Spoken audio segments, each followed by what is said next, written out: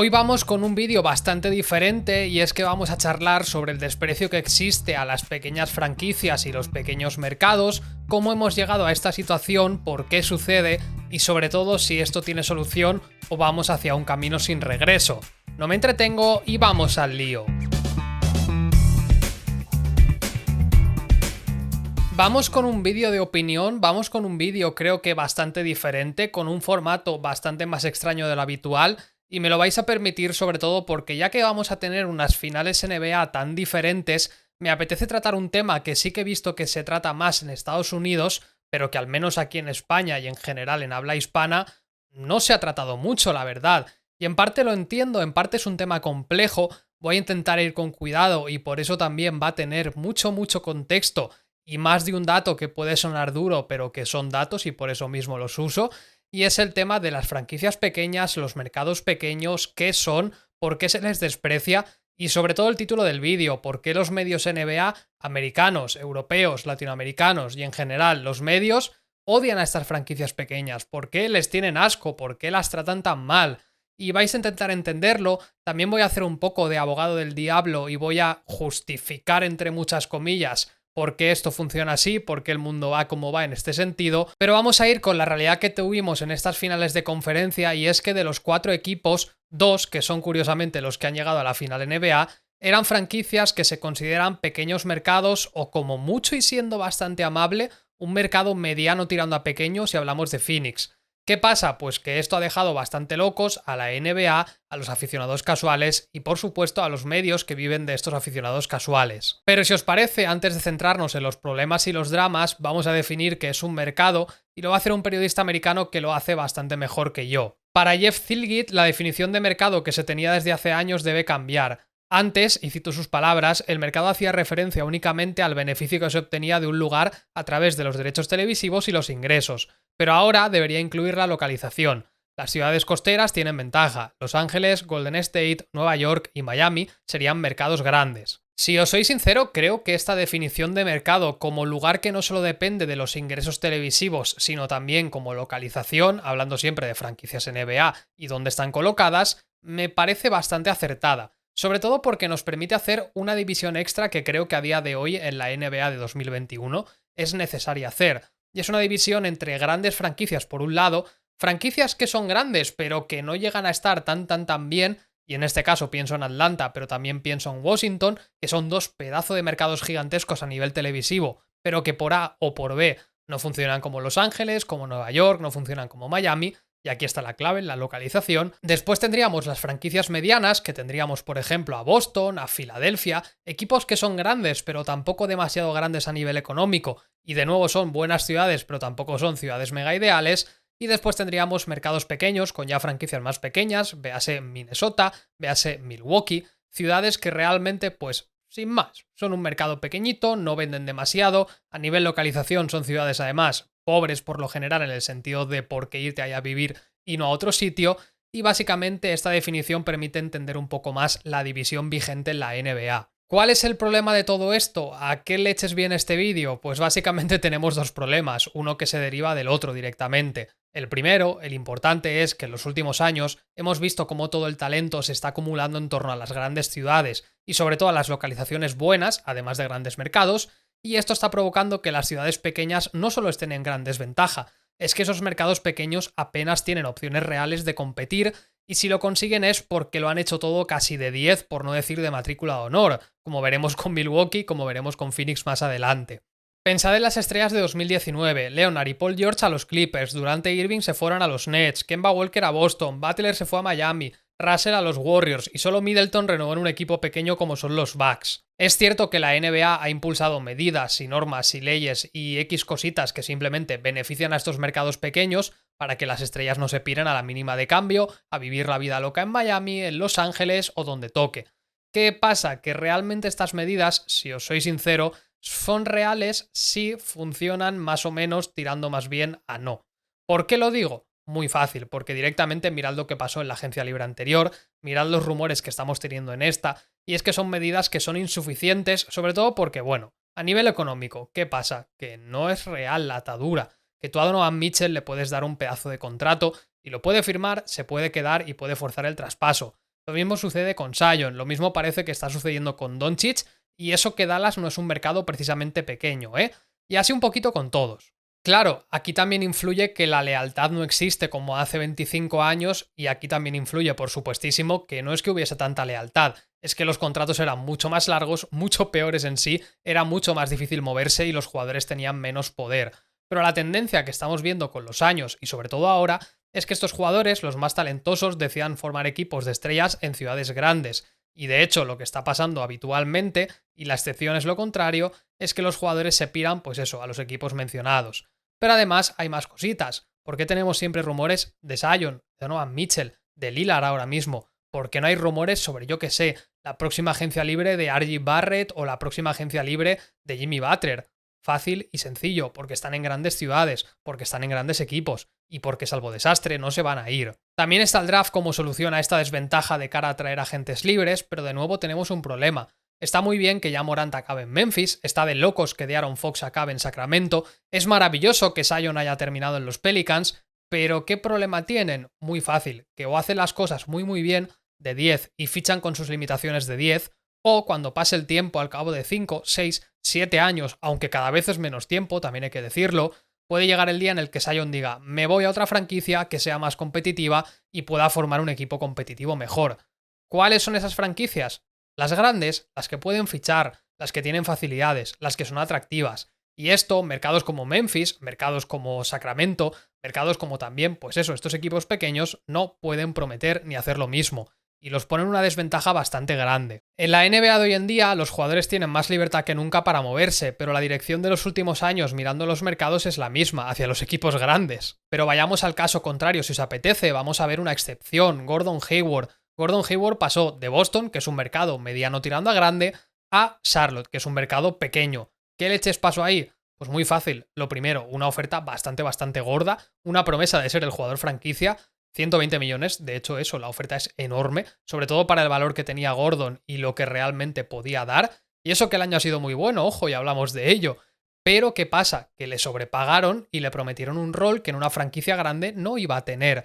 Más que nada tienes que primero poner mucha pasta sobre la mesa, sobrepagar básicamente, y ya en segundo lugar que el jugador quiera, que el jugador le apetezca, que le convenza la propuesta que le hagas. Porque si un jugador a día de hoy quiere un equipo competitivo y quiere tener opciones reales de un anillo, irse a Charlotte, irse a Oklahoma, irse yo que sé, a Utah, es bastante complicado si de repente llega a Miami, llega a Boston o llega a otro equipo y te dice, oye, aquí la ciudad es mejor y el equipo seguramente funcione mejor. ¿Dónde prefieres estar? ¿Dónde quieres ir? Y en parte yo entiendo a los jugadores, porque ya que puedes elegir, pues hombre, mejor una ciudad que mole y un equipo competitivo. Y por ejemplo, de cara a esta agencia libre, que apenas tiene nombres, mirad los poquitos que hay y cómo de bien atados están. Kawhi Leonard suena para Dallas, que es un mercado mediano tirando a grande. O si no, se quedarán los Clippers, que parece encajar y estar muy bien. Oladipo prácticamente está asegurado que renovará en Miami. Y si no, él ya está buscando un equipo puntero. Los fichajes, los grandes jugadores, no se van a franquicias pequeñas, salvo casos contadísimos como el de Hayward, y esto lo estamos viendo constantemente en los últimos años. Así que en este escenario los equipos pequeños dependen demasiado del draft y de captar un talento generacional para rodearlo con muchas limitaciones e intentar sobre todo que no se vaya. Un ejemplo de esto último que acabo de comentar, pues precisamente con los dos protagonistas que tenemos en las finales de este año, Milwaukee ante Antetokounmpo. Os tengo que recordar la turra que se nos vino encima cuando los eliminaron y de repente todo era un Antetokounmpo se va a ir, los Bucks son una franquicia pequeña, nunca van a pelear por el anillo, se va a ir a Miami que van a competir mejor, no sé qué, no sé cuántos. Al final Giannis renovó, todo esto se acabó, pero ojo en las condiciones en las que renovó, con un Middleton con un contratazo ya asegurado y que no se iba a ir, con un Jrue Holiday recién traspasado por una cantidad de rondas infumables, pero es que fue el precio a pagar. Y básicamente con eso, con una plantilla muy bien hecha, con unos fichajes muy acertados y con la promesa de que iban a seguir compitiendo y con movimientos agresivos de la hostia, que no fueron ninguna tontería. El otro ejemplo, Chris Paul, los Suns y Booker. Booker es un jugador diferencial, un jugador generacional y la estrella de los Suns. Llevábamos años oyendo rumores de que a ver cuándo se iba, cuándo forzaba la salida, pese a que él mismo decía que estaba contento en los Suns. Los Suns se la tuvieron que jugar precisamente para traer a Chris Paul, para mejorar al equipo, para traer a Crowder soltándole dinerito que Miami, por ejemplo, no quiso pagar, y en general para subir el nivel general del equipo. Y claro, ahora las cosas van muy bien, pero es que lo han hecho prácticamente de 11 sobre 10 en cuanto a fichajes, movimientos, traspasos, y la jugadita por Chris Paul fue arriesgada. Se llega a lesionar y estos Suns se hunden, y a lo mejor de aquí a un año o dos Devin Booker hubiese pedido irse. Así que creo que todo este textazo sobre la situación de las grandes franquicias, por qué son más atractivas por la localización, por qué a nivel económico no hay tanta diferencia y sobre todo la desventaja que sufren las pequeñas, creo que en este resumen, que se podría hablar bastante más y bastante más en profundidad, creo que ha quedado claro. Creo que se entiende por qué los Lakers, los Clippers o grandes equipos como Brooklyn o Nueva York están en mejor posición negociadora y de mercado y para competir que Memphis o Sacramento. Más allá de que luego los directivos, los jugadores, los entrenadores y quien sea mejor o peor, estos siempre van a tener ventaja. ¿Y dónde está el problema? ¿Cuál es el problema? Pues es lo que vamos a ver ahora. Pero antes, un dato final que lo justifica todo. De los 10 equipos que más han pagado en impuesto de lujo desde 2002, según los datos de Spotrac, 7 están en mercados importantes y o costeros. Nueva York, Dallas, Brooklyn, Los Ángeles Lakers, Golden State y Miami. Los otros 3 son Cleveland, Oklahoma y Portland. Básicamente, si tú pagas impuesto de lujo, que es pagar la multa por pasarte salarialmente, es porque confías en que estás compitiendo por el anillo o porque crees de verdad que tienes un equipo aunque luego no lo hagas. Esto lo comento sobre todo porque los 7 mercados grandes a nivel económico no tienen ningún problema. Pueden apostar y soltar la pasta que la van a recuperar. Después, las excepciones. Cleveland tuvieron a LeBron. Con LeBron pagas lo que haga falta para competir por el anillo. Después, Oklahoma, el proyecto de Carmelo Anthony, Paul George y Russell Westbrook y más jugadores que había por ahí que también pagaban bastante. Y Portland, el proyecto con Lillard, McCollum, Nurkic y toda esta gente, también costó una pasta montarlo. Y aunque no han sido tan candidatos como ellos querían, al final era lo que ellos buscaban, ser candidatos. Pero tras todo esto viene el problema real. Ahora sí, ahora ya no es clickbait. ¿Qué ha pasado? Pues que realmente la NBA se ha enfocado demasiado, mucho más de la cuenta, en estos 6-7 equipos grandes y en vendernos rivalidades y en vendernos directamente solo a estos equipos. Y claro, ahora que tenemos un Suns contra Milwaukee, empiezan las malas palabras, sobre todo esto se ha extendido a los medios, y es que parece que si la final no está entre uno de los 6 o 7 equipos grandes, este año ya no vale para nada. Básicamente, la NBA ha favorecido demasiado a los grandes mercados, también porque venden mucho, y ha dejado por los suelos la reputación de esos pequeños mercados. Ahora que ha habido sorpresa y que ha habido algo que realmente nadie esperaba, pues vienen los problemas. Y en parte también porque los medios, especialmente los americanos, han desprestigiado una barbaridad, por no decir que no han hablado de estos equipos, hasta que se han encontrado el pastel este y han visto que de repente los Suns, de los que no se esperaba mucho, están en las finales y Milwaukee, de los que se esperaba una decepción, también lo están. Pensad en la cantidad de noticias que hay sobre los Lakers, Boston, Miami, Golden State, Brooklyn y pensad las que había hasta este momento de Phoenix, Atlanta y los Suns. Y lo que pasa también es que en Estados Unidos esta situación es todavía más grave. No sé si vosotros seguís los programas americanos de ESPN, yo no mucho, no os voy a mentir, pero si pensáis en Stephen A. Smith, en gente como Colin Hayward, en gente como Shaquille O'Neal, como Barkley, esta gente que son un poco las caras de los medios de la NBA en Estados Unidos, lo que hacen siempre es aplaudir una barbaridad a los equipos grandes y de los pequeños apenas se hablan porque no llaman la atención. ¿Cuál es el problema? Pues que prácticamente esta gente antes te habla del nuevo peinado de LeBron o de que Harden tiene la barba despeinada, a hablar sobre Sacramento, sobre Detroit o sobre los Timberwolves, y esto a la larga es un problema. No se me ocurre una comparación realmente acertada para que se pueda entender mejor en Europa y en Latinoamérica, pero se me ocurriría, por ejemplo, aquí en España, todos estos medios enormes que hacen 40 noticias sobre el Madrid, 40 noticias sobre el Barça, y si eso te hace una noticia o dos sobre el Atlético de Madrid, una del Valencia si acaso, ya no os digo lo que pasa con los equipos de media tabla de la Liga Española, que sí, tienen sus propios medios, pero claro, pensad en los grandes hablan de los grandes, esto se retroalimenta y al final lo que tenemos es que los grandes reciben una exposición gigantesca y los pequeños apenas existen. Y en Estados Unidos esto es un drama que nos ha llevado a esta situación. Por eso se llegó a decir que Jokic iba a ser el peor MVP de los últimos 35 años, o se dice ahora mismo que estas serán las finales NBA menos vistas de la historia, porque no son equipos que vendan. Y aquí voy a hacer un alto, voy a justificar un poquito, pero tampoco demasiado, a ciertos medios, pero a los grandes no, sobre todo a ciertos medios más pequeños, y os voy a contar un poco mi caso. Cuando yo hablo de los Lakers, cuando yo hablo de Boston, cuando yo hablo de Brooklyn, este canal hace stonks y tira para arriba y ganó más visitas y en consecuencia más dinero y la cosa va mejor. Si me da por hablar de Minnesota o de los Pelicans o de Milwaukee mismamente, este canal se hunde y se va a la mierda. ¿Cuál es el problema? Que realmente a mí sí me afecta. a otros creadores de contenido de YouTube que dependen de las visitas para vivir, yo lo entiendo y comprendo por qué hablan más de los equipos grandes y muy poquito de los pequeños. Claro, cuando esto lo hace ESPN, cuando esto lo hace TNT y cuando esto lo hacen canales y medios americanos que son gigantescos, que generan millones y millones y millones y millones y millones de dólares, cuando lo hacen ellos, la verdad es que se me cae un poco la cara de vergüenza. Porque sí, esos millones los generan hablando en parte de los Lakers, de los Clippers, de Brooklyn y toda esta gente, pero les sobra tiempo, espacio y medios para poder asumir la pérdida, entre comillas, que tampoco es tanta pérdida, de hablar de Sacramento, de los Pistons y de quien sean. Pueden hacerlo, pero no quieren. Y en parte encima desprestigian a estos equipos y así también los tratan mal. Básicamente los dejan tan de lado que es como, "Bah, Sacramento, qué asco de equipo. A ver si De'Aaron Fox ficha por otro equipo y ya está.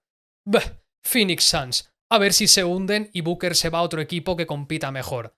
Y claro, ahora que los Suns están en las finales, esta gente está enfadadísima. También creo que el problema en sí está en la estrategia, que se han centrado demasiado en ese fan casual, que si eso se conecta a la NBA de vez en cuando, mira cómo le va a los Lakers, a los Clippers, a ver qué tal Durant y Harden e Irving, y el resto le da igual. Un verdadero fan del baloncesto, o un fan del baloncesto un poquito más en profundidad, disfruta con Utah, disfruta con los Clippers, disfruta con los Lakers, pero también con Ja Morant, pero también disfruta de los Sixers, y también disfruta si se aburre mucho de Sacramento y de equipos que están hundidos, porque lo que le gusta es el baloncesto, punto.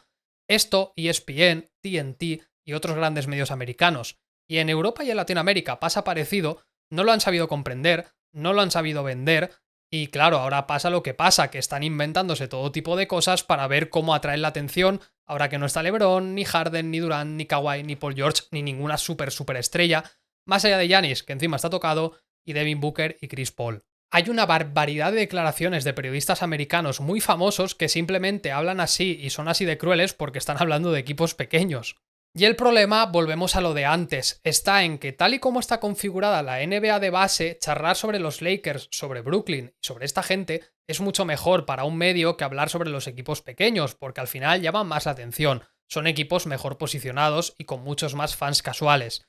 ¿Cuál es el problema y cómo lo veo yo? Pues que realmente esto es jodidísimo porque estos equipos nunca van a ser eternos, pueden tener periodos de comer mierda directamente y ser desastrosos, y puede pasarle a los Lakers, puede pasarle a Brooklyn, que ya lo hemos visto, los Lakers igual, puede pasarle a los propios Clippers, puede pasar a cualquier equipo de la NBA. Pero claro, ¿qué pasará cuando esto suceda? O como hemos visto este año, ¿qué pasa si fracasan a lo grande? Pues que estos medios, aparte de seguir siendo críticos, tienen un problema, porque llaman menos la atención. Y como os decía, que a mí también me pasa, que yo sé que estas finales NBA entre Suns y Milwaukee van a tener mucha menos atención que las finales que tuvieron el año pasado Lakers y Miami, porque son dos franquicias mucho más grandes, con jugadores mucho más estrellas y mucho más llamativos, y leches que yo también lo noto. Pero al final creo que esto lo tiene que solventar primero la NBA, después los medios americanos, y ya después llegará la solución a Europa y en parte a YouTube.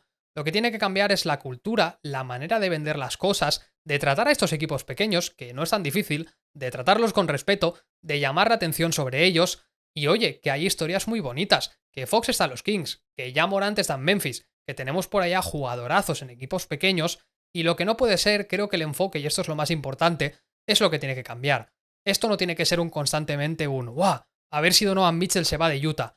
¡Guau! A ver si Zion Williamson se va de los Pelicans. ¡Buah! A ver si ya Morant decide irse, yo que sé, a Boston mismo y pasa de Memphis. No, igual lo que hay que empezar a vender es ver si esta gente puede, yo que sé, llevarlos a un anillo, que ya os digo yo que es muy difícil tal y como funciona la NBA a día de hoy. Pero creo que el enfoque primero de los medios americanos y luego nos llegará a nosotros es lo que tiene que cambiar. Porque sí, yo también puedo hacerlo, pero mi influencia es mínima. En cambio, la suya y la de medios mayores es mucho mayor.